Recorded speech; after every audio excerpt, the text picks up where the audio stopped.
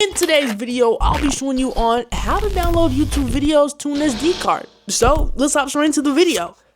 First, go ahead and open up the YouTube app. Then click on your profile picture. Now in the top right hand corner, click the settings icon. Scroll all the way down until you see uploads and tap on that. Something to keep in mind: to download anything off of YouTube, you'll have to purchase YouTube Premium.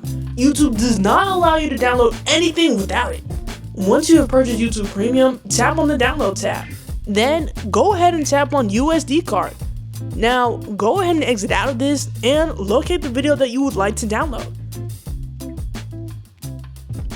Then tap on download. And again, for some reason, if you tap on download and you were not able to download this video, it's because you'll need to purchase YouTube Premium before you can download your video to an SD card.